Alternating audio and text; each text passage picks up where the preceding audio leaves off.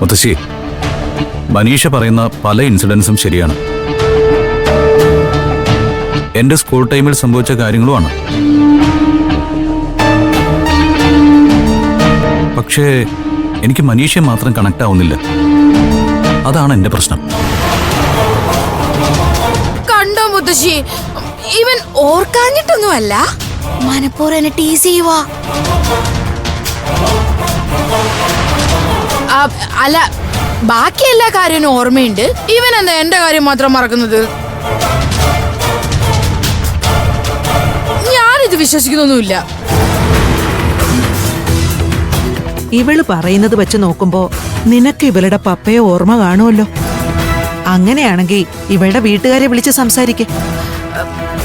മുത്തശ്ശി, ആ പറഞ്ഞതൊരു പോയിന്റാ. ഇനിയിപ്പം നിനക്ക് എന്നെ ഓർമ്മയില്ലെങ്കിലും എന്റെ ഡാഡിനെ മറക്കാൻ യാതൊരു ചാൻസും ഞാൻ കാണുന്നില്ല. മുത്തശ്ശി പറഞ്ഞതാ അതിന്റെ ശരി. ഞാൻ ഡാഡിയെ വിളിക്കാം. അപ്പൊ നിനക്ക് താനെ എല്ലാം ഓർമ്മ വന്നോളൂ.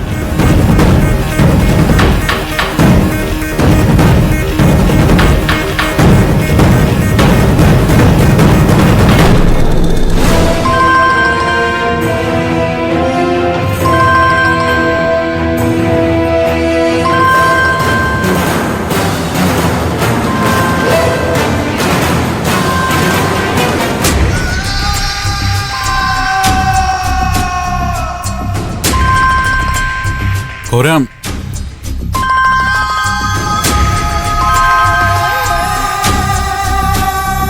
മനീഷയെ കോൾ ചെയ്യുന്നേ.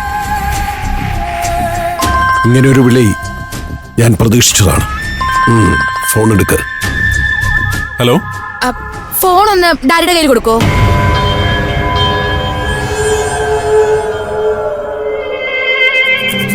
One second.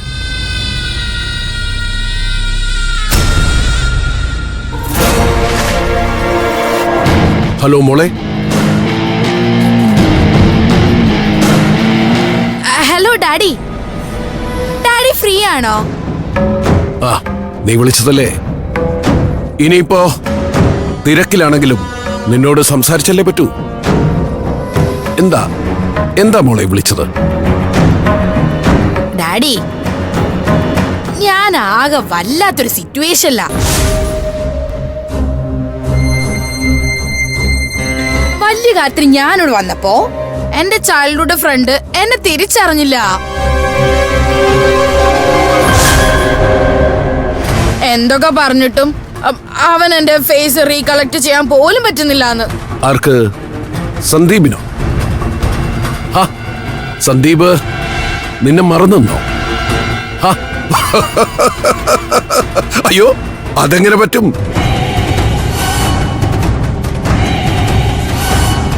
അവിടെ സന്ദീപ് നിന്റെ അടുത്തുണ്ടോ? ഉണ്ട് ഡാഡി. ഞാൻ എത്ര പറഞ്ഞിട്ടും അവൻ ഒരു കാര്യവും വിശ്വാസം ആവുന്നില്ല.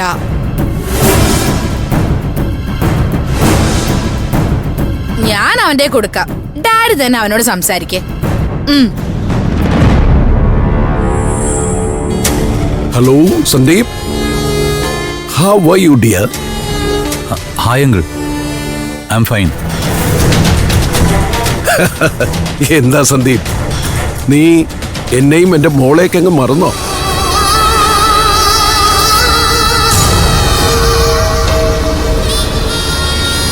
നിന്റെ കുഞ്ഞിനാളില് ഒരു ഫാമിലി പോലെ കഴിഞ്ഞവരാ നമ്മള്. അതും നീ മറന്നോ?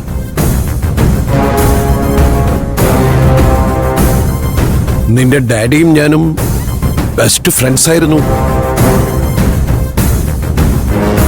സുകുമാരി അമ്മ ഞങ്ങൾക്ക് എത്രമാത്രം വച്ചുവിളമ്പി തന്നിട്ടുണ്ടെന്ന് അറിയാമോ? സുകുമാരി അമ്മ സുഖമായിട്ടിരിക്കുന്നു മോനെ?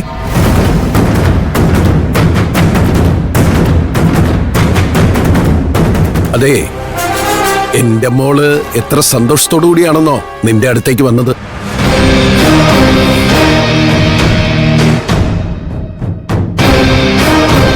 നീ അവളെ കണ്ടാൽ അപ്പോൾ തിരിച്ചറിയുമെന്ന് കരുതി. പാവം നീ അവളെ നിരാശപ്പെടുത്തരുത് കേട്ടോ.